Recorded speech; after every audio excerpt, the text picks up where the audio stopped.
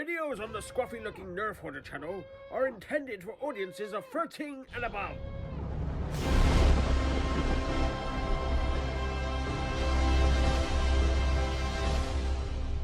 Hey guys, it's the Nerf Hoarder, back again for another video. And welcome to my channel if you've not been here before. On this channel, I like to talk about Star Wars toys that have been released over the years. And today, I'm looking at this super cool set. Now this is the Ashoka Tano Lightsaber set. I picked this up from the Disney store in London. But it's available in most places like Disney parks, on the Disney store, on their website. So if you're looking for this, obviously check out the usual places that you'd see it. I'll leave a link in the description of this video in case you want to pick it up and you are in the UK. I'm a massive Ashoka fan. I don't know if you guys know about Ashoka, but basically she's, well, of course you do. Who wouldn't nowadays? But she was originally a character from the Clone Wars and she's gone into the live action movies. This is based on her lightsabers in The Mandalorian. We can see there on the packaging, there's a picture of Rosario Dawson. Is that her name? I'm terrible with names of actors, but I think that's her name. And so let's have a look at the actual packaging. This is super cool.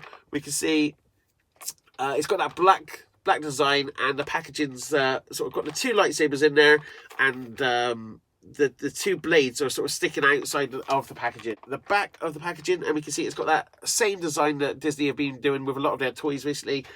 All black with really small indents of different spaceships and things from Star Wars. So we can see X-Wings over here, Death Stars. It's quite hard to probably see on the camera.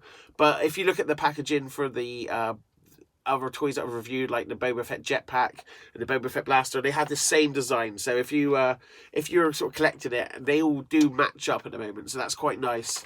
So let's rip this open and see what this looks like outside the packaging. Included in the box are the two hilts, two blades of the same length, and the two belt clips. So let's take a closer look at the lightsaber. So we've got the two hilts here, and you can see they are definitely different molds.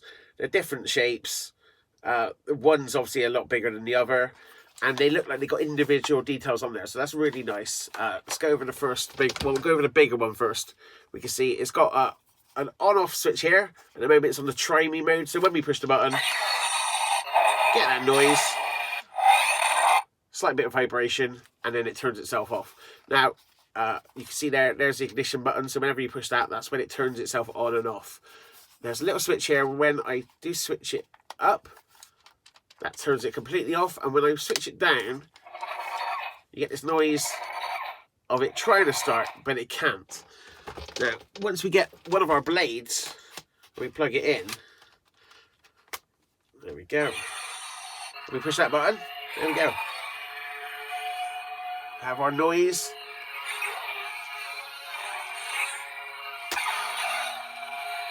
And then it's got the regular function of the lightsaber. So you can see it's lit up. Quite an unusual noise, actually. I like the fact it's got a unique noise. Can you hear that?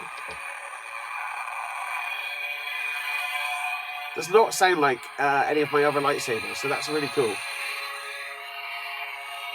I should mention I've got all the Disney Store lightsabers because I really do like their lightsabers. I think they're really great lightsabers for the price point.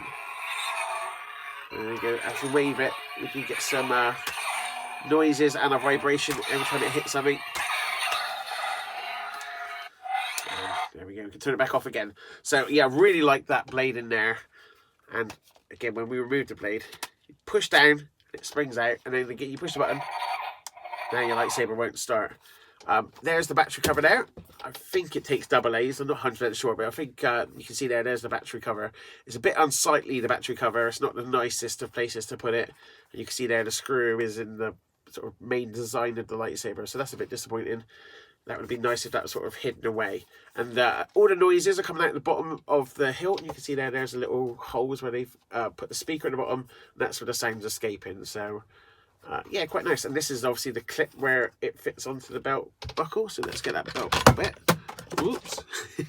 And you can see there's the belt buckle. And it literally slots in like that. Hangs out. It's just not that secure. It could easily fall off. But that fits on there. And then obviously you put that on your belt buckle, whatever you got. So I've got my Darth Vader here. Don't know if you can see him, but if I literally put that over there you go. Enjoy, Darth. And here's the other hilt. Again, similar sort of similar design, but it is definitely smaller. And we can see, push that button, it's on the try me mode. we get those sounds again. And when we turn it, where's the switch on this one? There we go. Same sort of place. When we switch it up, that's turned it off. Switch it down, we get that almost lightsaber. Can't quite work. Something's wrong with it. You can see the battery compartment again on this one. A bit unsightly. There's the screw. And it goes all the way down here. So not the biggest fan of that. It creates a lot of lines in this design. But this side I think looks really nice. See, that looks pretty good. And let's connect our blade to this one as well. There's the second one. So here's both lightsabers together, and this is what we want to do, isn't it? There we go. Get some of those Ahsoka poses in there. And I have to say, they both feel really nice to hold. The blades feel, they're not wobbly. They feel quite sturdy in there. And it's really nice to have that removable blade. So if you do want to just wear them, you can. And you see, as they hit each other, both vibrating, both flashing. Yeah, so very, very nice.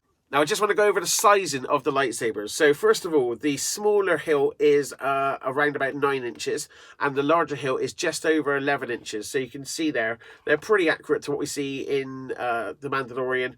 They're pretty big, and you can see in my hand, it looks pretty... It looks a decent size, doesn't it? The thing that does let these lightsabers down a little bit is the blade length. So we can see the hilt is pretty good, but the blade is only 23 inches, and that's definitely a lot shorter than what we would see in the show. It's obviously it's a kid's toy, so they've made it a lot smaller, and a lot of the higher end replicas, they do have that larger blade, so it's probably a good sort of 6 inches, maybe a bit more off what size it should be. But I'm still happy with it. If you're playing this with kids or you're at a convention, you're waving it round, there's less chance of catching someone, and it still looks really, really nice lit up. So I'm fine with the size. And if you can get round it, there is a canon explanation why you could have the blades shorter. If you see in Rebels, Ezra does have his lightsaber, and he's able to turn it down on a switch, so it does make the blades smaller. So you could always say to people, you know, just messing with the settings, and I've made my blade a little bit smaller, just on training mode. So a couple of comparisons. First of all, we'll look at this Ahsoka lightsaber, and here it is next to the Rey lightsaber. I know, it is the Rey lightsaber, please. I bought it and it said that on the packaging, okay? This is the Rey lightsaber, and from the Disney store, and you can see pretty much same size, right? Pretty much the same size blades, same size hilts. So it seems pretty much in scale with the other Disney lightsabers that they've done. And here it is from the Kylo Ren lightsaber from the Disney store. And you can see pretty much the same length blade. And the hilts look pretty much the same size as well. So yeah, in line with other Disney toys. And they look cool fighting each other as well, don't they? Now, before I tell you my final thoughts on these lightsabers, I'm just going to caveat it by telling you that I am a massive fan of these Disney Store lightsabers already. So I've got all the Disney Store lightsabers. I think they're great toys because they go in between that line of being a toy, so they're quite cheap and they're fun to play with, but also they look nice. The lights in the actual blade, I think, are pretty decent. I'm not a big fan of those lightsabers where they flick out. I think they look quite cheap, and I don't think they're that much fun for kids. But these ones, I just think that looks really, really nice. I know it could probably do with some more LEDs. You can see, obviously, the breaks in the lights. You can see in between each one, like, you know, there's probably only about 30 LEDs in this one. And in a high-end one, it would have a lot more lights. But I still think for the price point, that's a really nice lightsaber. And in the dark, it actually looks really good. Oh, wait, dark test.